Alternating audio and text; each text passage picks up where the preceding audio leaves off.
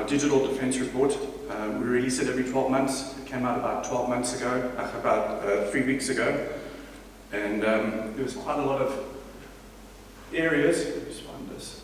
So I'm going to be talking a little bit today about the state of cybercrime, and a little bit about the hybrid workforce security. But if you do need some bedtime reading or would like to go through the report, nation state is obviously a big factor that we're encountering still today. And supply chain is probably another one where we're seeing a huge amount of prevalence still coming from a cyber attack perspective. Also, disinformation, it's still very, very prevalent there today. So I think everybody talks a little bit about the signals, threat intelligence. Microsoft, we're no different. We have our intelligence security graph. Typically this was designed initially for us, how do we protect the Microsoft infrastructure to where it is today. It's definitely shared from our resources, for our customers, for our partners, as well as the cybersecurity vendor partnership as well. We have around 24 trillion daily signals through the platform. A lot of it scopes from Hotmail, from Xbox, from Azure Active Directory, you name it. We're going to have a look at everything through there.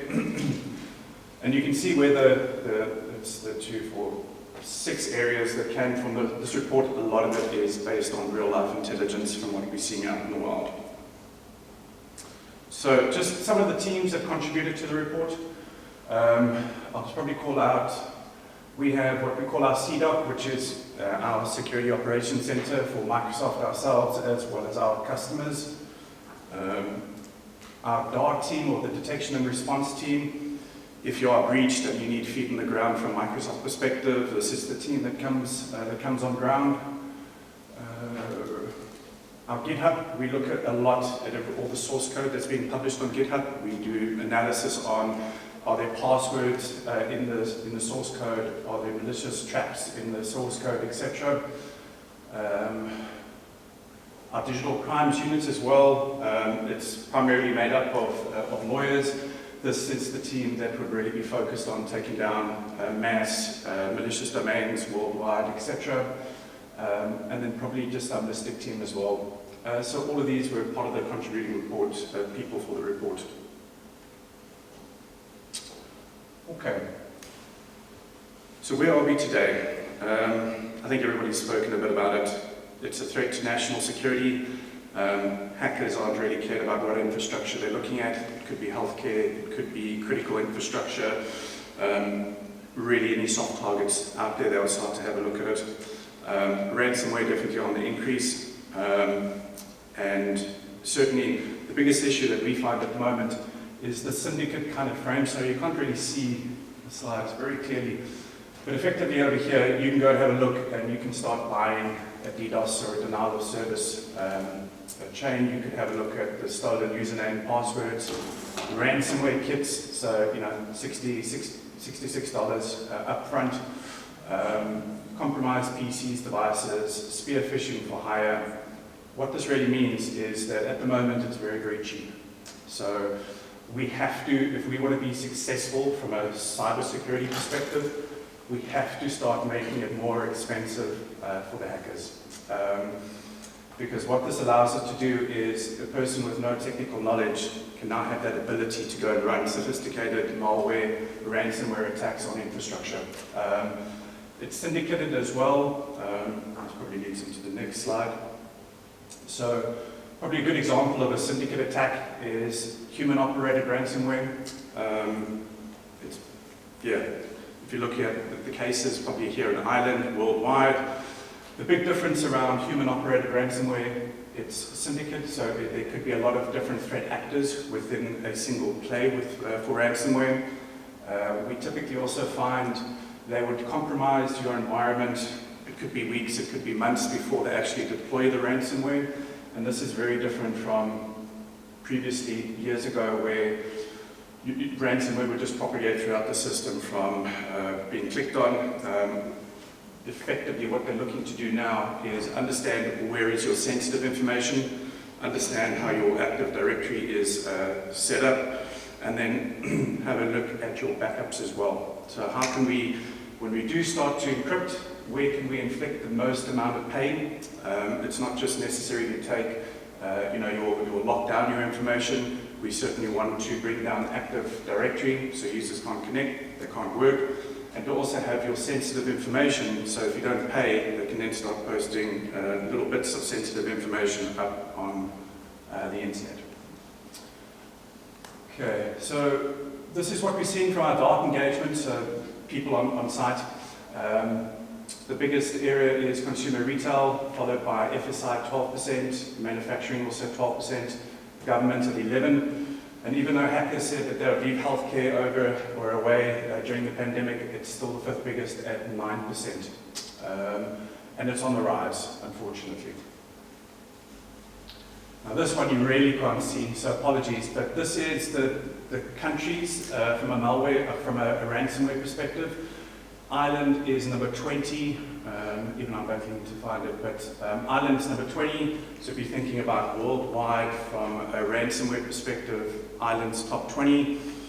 What is probably more concerning around that, if you look at the population size of Ireland versus the US or China or Japan or Germany, Ireland's a lot smaller, so it's obviously a lot higher here within Ireland. Probably one of the biggest ransomware attacks that happened in the course of the year. Probably the biggest challenge over here is that they got paid for it. So $4.4 million was paid out within the first couple of days for this ransomware attack. They have managed to recover some of the funds, but the big challenge that we see with this, we saw a big spike in ransomware, is it starts to become profitable. And again, if we think back to the syndicates and the prices, as soon as hackers start to see that it's very profitable, it makes it more and more difficult for individuals and for customers to protect against it. And just because you paid, it doesn't mean that you're done. There's a civil act now that's in place for Colonial Pipeline for not protecting their infrastructure, as well as follow-on attacks. So this could be the same hacker group, it could be different, but you can start to see that the spear phishing campaigns are very targeted and they're following up. Just a quick thing also on the Colonial Pipeline, even though they paid and they got the key back, the decryption took so slow and so long that it didn't really help.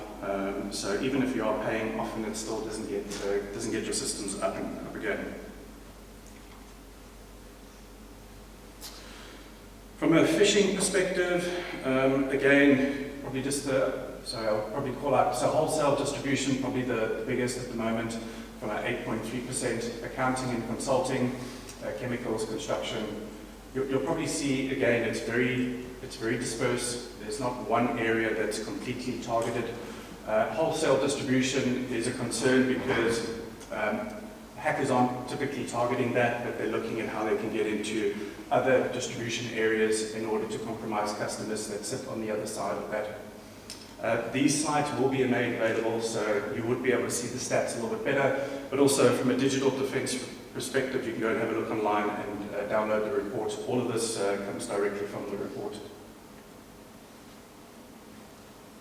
So, just a couple of things. Yes, phishing is on the increase, but probably the biggest stat over here is a 50% year-on-year reduction in the susceptibility to phish. So as users, we're getting way better at getting aware of what a phishing email is. We're clicking on it less, even though it's more complicated. So, I think George was talking a lot about the phishing side of things, but it's really good that we're doing this and that we are seeing a decline in it. But unfortunately, every time a user clicks on it, it's still an opportunity for the hackers to gain access into it. I just want to see back on even though when we're starting to have a look at the decline on the previous slide, it is less. This was TrickBot and Emonet when they came live and when they were taken offline. But phishing emails, it's still there, but they are definitely on the decline, which typically means hackers are finding different ways now to start to propagate into your environment. Probably also the thing, we will often talk about continue with your human and with your people engagement, training, anything that you can do to try and help them on awareness, and more frequently that you can do user awareness, the better. And typically, if you can start to have a look at the current campaigns that hackers are using and replicate that within your environment. Malicious domains, David and I were actually talking about this a bit earlier. So Microsoft took down 168,000 malicious domains over the past 12 months. With AWS, with Google, with Amazon, it's very easy for hackers to spin up malicious domains. It does take a little bit of time to get them down. There are a lot of legal ramifications. It's not as easy as just unplugging them. So there is a fair amount of work that does go into actually getting them down. But probably the big step, what we're seeing from a traditional malicious domain is now the move towards a blockchain domain. So really having a look at not having a dedicated server or a regulated domain, but certainly something which is far more difficult to track and to isolate. The one area that we have had a look at how it could be blocked is because there's no server infrastructure under it. The blockchain domain needs to be built out from a web browser perspective, so it's really building in the functionality and the capability to block the blockchain domain from the browser. But again, if it's not patched, if it's not up to date, the ability for a malicious domain to be active is there. And this is probably pretty new.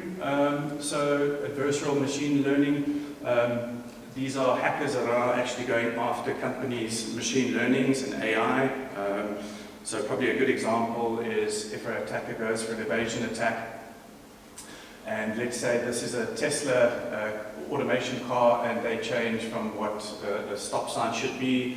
That enables the cars not to be able to stop, putting risk on, or like a poisoning attack where hackers are going in and modifying the machine learning or the AI within a customer, and then saying hypothetically antivirus is malware and should be removed, thus removing it from the server infrastructure. We probably see this amount of this sort of attack growing tremendously over the next 12 months. Microsoft has released, I think it's called Counterfeit. It's a free open source software which really gives customers the ability to go and test their machine learning and AI from an attack perspective. And I think this is something that's going to grow in prevalence in the near future. Okay. I think we spoke a lot about the hybrid workforce. We'll talk a bit about good hygiene.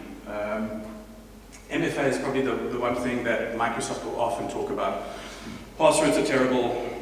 They should be given, we should get rid of passwords, go passwordless if you can.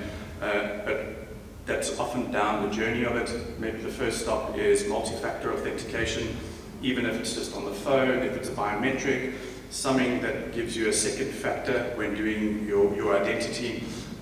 It could be a really, really good start. From a Microsoft perspective, we've even given away our MFA capability for free. So if you own any one of our cloud services, you can go and leverage that at no charge.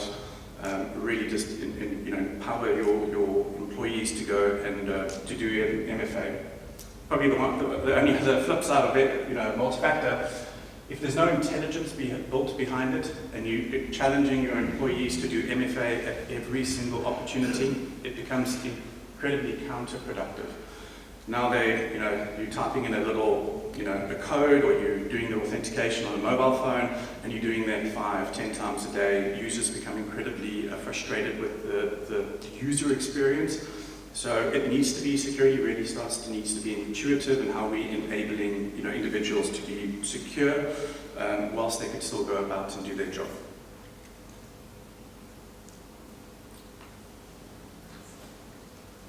Sorry, you really can't see it. I'll try and explain. So over here, this was January 2020. These were the daily key logs or access cards for Microsoft employees worldwide. So you can see it's just over about 100,000. To where it obviously had dropped, essential workers only, data center, etc., to where we are in August 2021. It's grown, but it's nowhere near those days, even though a lot of the sites from Microsoft have opened. In 6 months' time, where do we think we'll be? Microsoft thinks we'll probably be at about 40,000, 50,000 daily active users logging in. which means that the hybrid workforce is definitely here to remain. For how long, I'm not sure. It's probably the new way of working. But what this means and what it meant for Microsoft is that how do we enable all of our users to get access to corporate resources? How do we enable them to do their work whilst not being in the office? The traditional firewall, boundary, corporate network, it's very, it was great when everybody was inside the office. But today, even going through a VPN, a lot of our employees have better connections at home with their fiber and broadband. And then the big complaint is, well, we're getting throttled down to, because we've got so many people on the VPN, the throughput on the actual VPN and the corporate network means that they can't do anything else on their laptops. It would also lead to a very poor experience, which again, then, if it's not intuitive to your employees, they look for different routes of how they can get past and ready to do work. Zero trust, I haven't actually heard today, so that's probably a first one. I think all customers are talking about zero trust. Where there are, there's different approaches. For us at Microsoft, zero trust, and how we do it, it pivots around the identity. We've got to understand who you are, where you're coming from, you are who you are, really having a look at the endpoints, etc., and I'll go through this, but how do we enable employees to be able to do their work with all the authentication, verify always, trust never, but directly on their endpoint, wherever they may be. Okay, so who has a stab? Because obviously we have insights into Azure Active Directory. How many attacks do you think worldwide we have on Azure Active Directory? I can't give you a prize, but I don't know. Any guess? A lot. A lot. 50 million a day. So we have 50 million Azure Active Directory attacks a day. What percentage do you think of users have MFA, general users? 20%. However, what percentage of global admins or privileged users do you think have MFA? 10 more, it's 30%. Okay. So for us, that's a big challenge. It's a big challenge. The other question is, I'll probably ask it, was how many global admins do you guys have inside your organization? I would give a prize again, but if you can guess how many Microsoft has standing global admins, it's under 10. So worldwide, we have under 10 standing global admins. The reason being, it's got to be the least privileged user. You have to escalate your privileges as and when you need them. We can't have global admins. I think we've been to some customers and they've got 10, 20, 30 global admins in there. It's without MFA, it is really a recipe for disaster.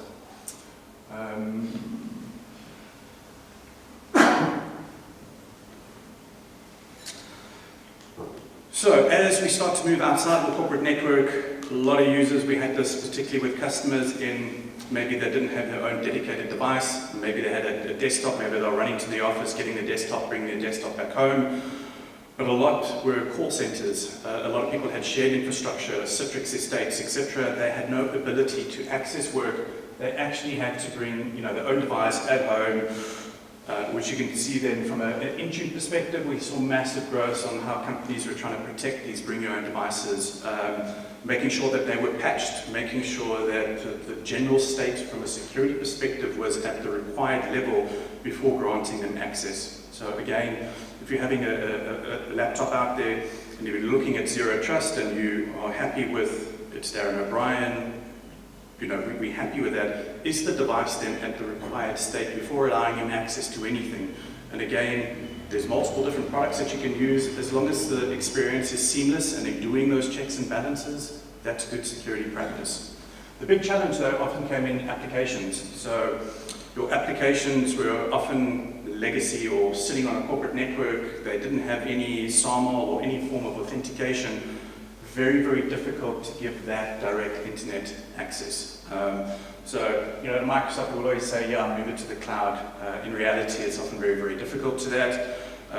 There are things around using maybe an app proxy or a reverse proxy in order to expose that to the internet. So again, trying to do that securely, having a look at what applications you can do by giving access. But unfortunately, as we start to expose more and more applications, what did we see, from a network perspective? Certainly network attacks grew in the period. A couple of the stats just around what we saw from a network perspective. Probably more importantly is from a DDoS perspective, the amount of volume that we saw from DDoS. So as more applications are now being exposed to the internet, what a hacker's going to do, they're going to start to have a look at this distributed denial of service attacks on all your internet facing. Over 70% of the attacks though were, it's under, I think it's under 10 minutes, and I think it's around 80 was around the 30-minute mark. So typically what this means is I'll have a look. If it's a soft target, they will continue. If not, they will typically move away based on your DDoS protection. Here we had a big spike when it came to it's July 2021. We actually don't know what the spike was and why it's come back down again. There's a lot of various different scenarios that you can read through in the report, but again, it was really interesting, so we saw such a big spike. If you can see the figures here, so Europe is second largest at 19%. UAE, importantly, oil and gas, a lot of that infrastructure sitting there, but you may or may not be aware, Qatar, Dubai, brand new Azure regions, as well as AWS, Google, etc. So massive investment in cloud infrastructure. So you can start to see, hackers do move definitely with public cloud. Data. Typically the most important thing within an organization. What do you do with data? How long do you keep data? Where is your data?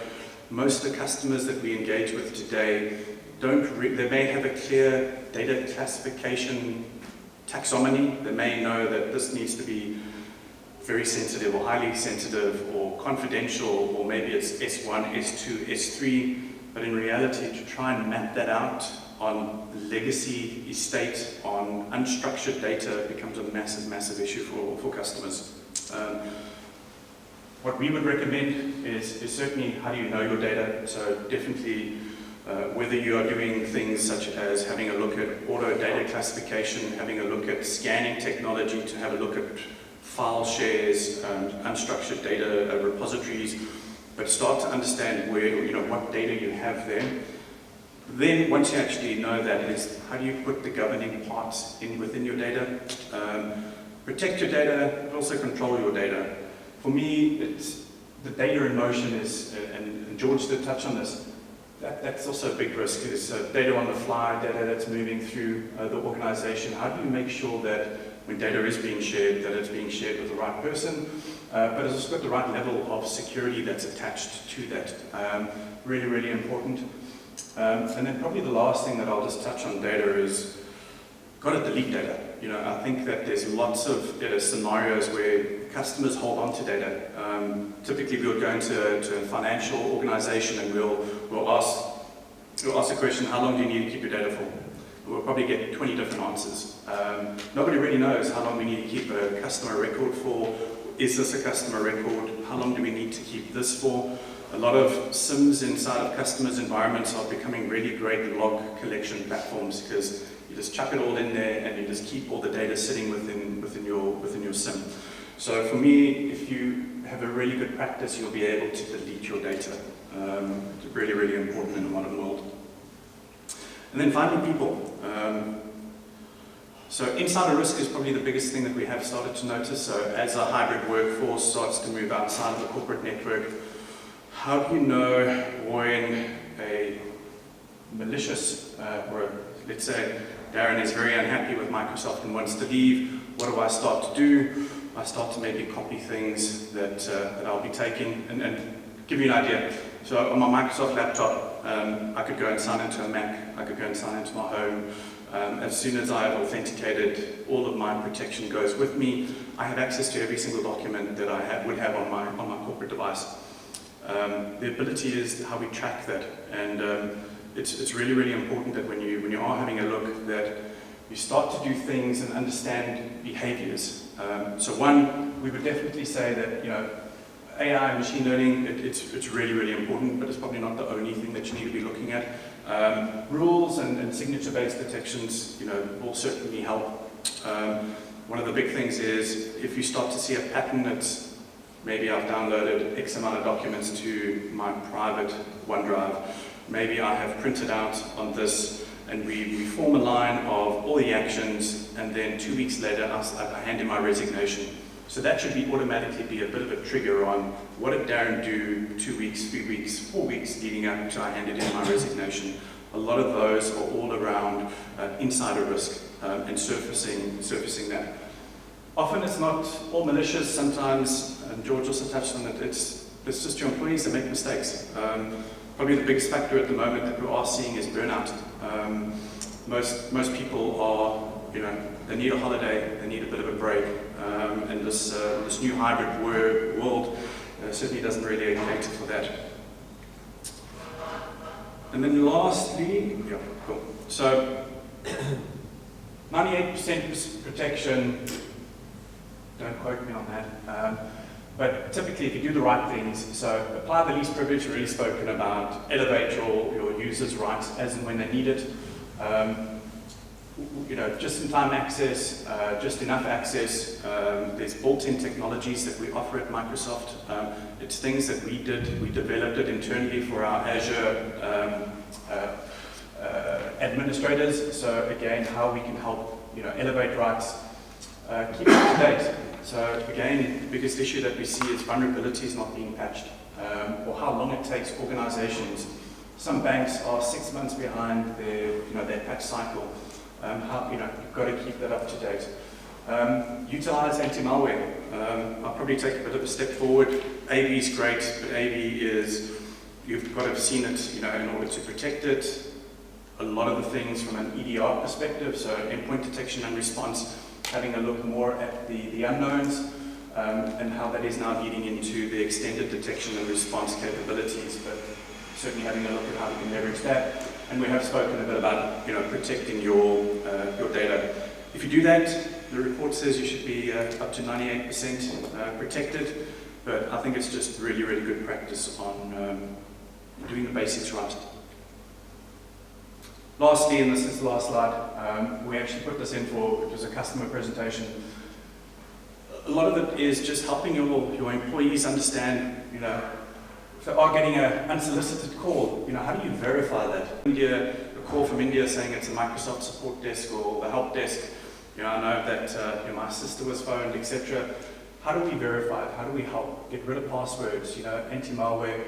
A lot of it, though, if we can protect and empower the users, it will certainly help us protect our company estates far better. That's it. I think we're on time.